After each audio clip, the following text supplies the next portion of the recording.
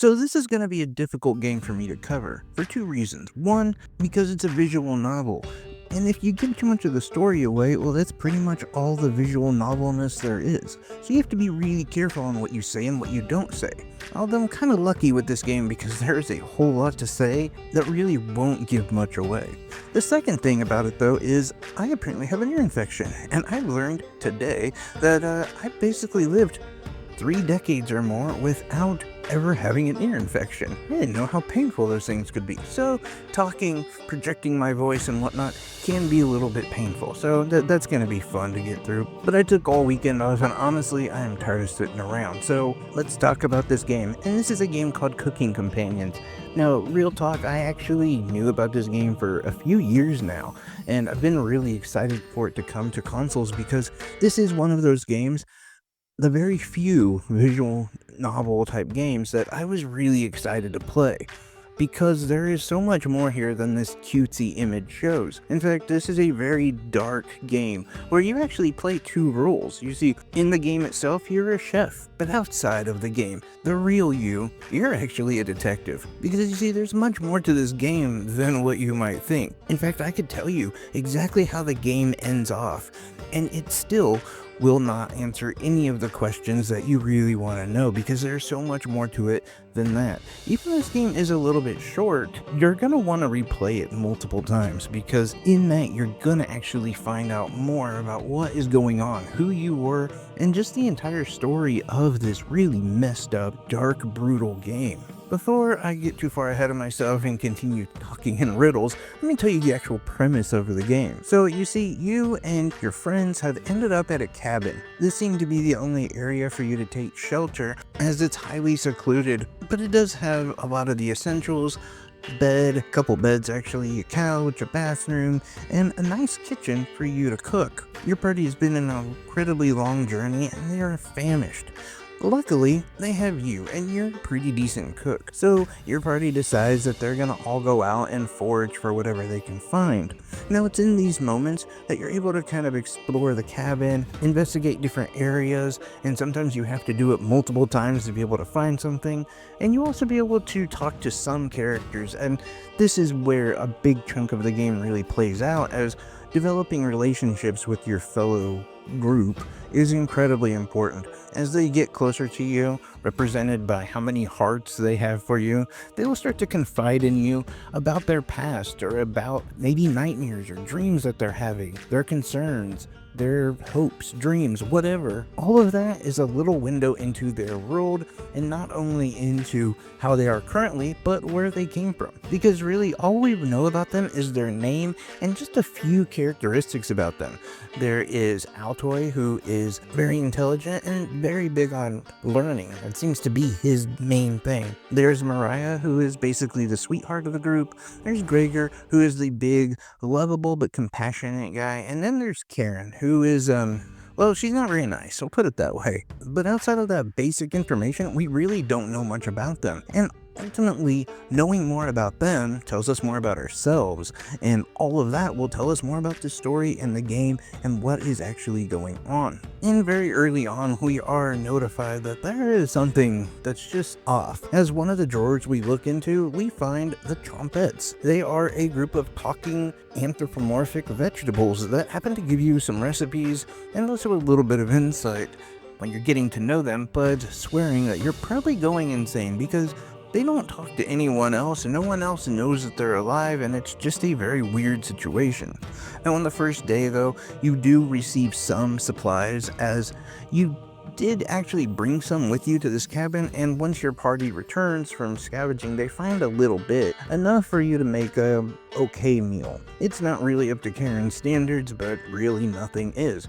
The fun thing, though, is you do get to talk to your friends, learn a little bit more about their concerns, as there are some issues with the cabin itself and it being infested with bugs and spiders and whatnot, but this is downplayed heavily because the biggest concern is finding more food. And as you guys are deciding who's gonna sleep where and what accommodations everyone's gonna need, we also talk about the plan for tomorrow, which is apparently just more scavenging. And the next day starts as you would think. People volunteering to look in different areas for different stuff. They're all leaving.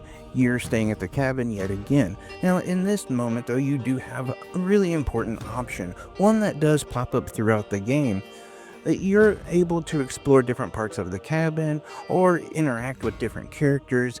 Some decide to stay back sometimes, and so you might want to take that opportunity to develop a stronger relationship. The thing is, though, is on specific days, if you look at specific items or specific areas of the cabin, you'll find notes and you'll find important things that give you an idea about the history or what is actually going on, where you guys are at, who are you guys, what's up at the cabin, or I don't know, the talking vegetables. All of that is stuff that is incredibly interesting once you start digging into the lore. But at the same time, this is where you're going to want to play it multiple times because it depends on what you look at and when. These choices also affect what recipes you find and what foods you cook. At the end of the second evening, after you've made your food, most of your party is really happy with what you made, although there is some complaints and concern about protein, meat.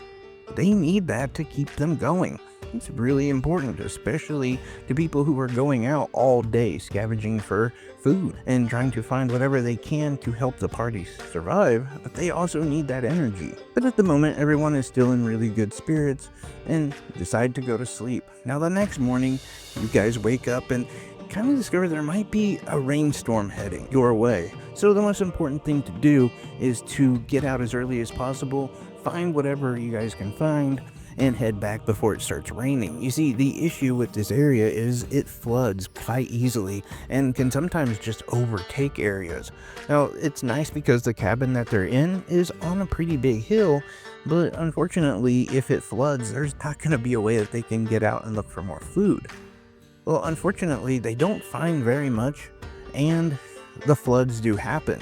So that evening, they're treated to a very basic dinner of just bread and jam. But that's pretty much all you had to work with. And unfortunately, it's still raining very heavily. Now, on this night is really when the nightmares start, and you start getting visions of some very messed up things that are happening. These nightmares range from you drowning to you being cooked alive. Luckily, they're just a dream. But what isn't a dream is it's continued to rain, and you're still flooded out.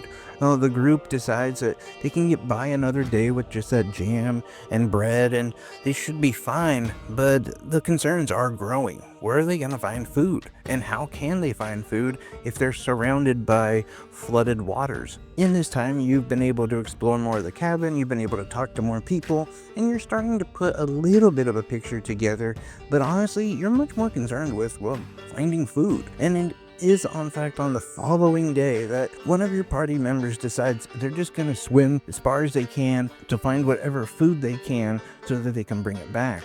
Unfortunately, it's the last time we ever see her. But luckily, down in the basement, you guys found some meat. And that's where I'm going to leave this game off. You guys are going to have to check it out to hear the rest of it. This is just the very beginning. I'm not giving you too much away, but I will say that this game gets incredibly intense, really dark. It's actually kind of sad because this is actually based on some real lore, actually Ukrainian lore from the past, inspired by some real life events that happened in like the early 1930s. But ultimately, the game is really interesting and complex, and I just found it really enjoyable, even though it is pretty dark and does have some moments where you're questioning everything. But I think the thing that really helped me enjoy it more is the further you get into the game, the more you find out just how fantastical it is, and it separates itself quite a bit from like anything real life. So, I don't want to give too much away, but I'm just saying, don't get bogged down by any of the realism or anything like that. But ultimately, this game is definitely worth a shot, especially if you're into horror games. Even if you don't really love visual novel, this game is so much more than that, like way more than that. I'm a person who doesn't typically like visual novels, but I did really enjoy this game. If I was going to give it a score, I'd give it like an 8 out of 10, 8.5 out of 10, pretty high up there, just because It's one of the few games too that I played where the replayability is incredibly high and you actually want to go back through and play a few more times. There's also multiple modes. There's a lot there, especially for the price tag of $14.99. But let me know what your thoughts are down below. Is this a game you've heard of? Is this a game you're interested in now? Have you played it before? Anything and everything in that comment section is much appreciated. I love each and every one of you. Take care, everyone. Bye-bye.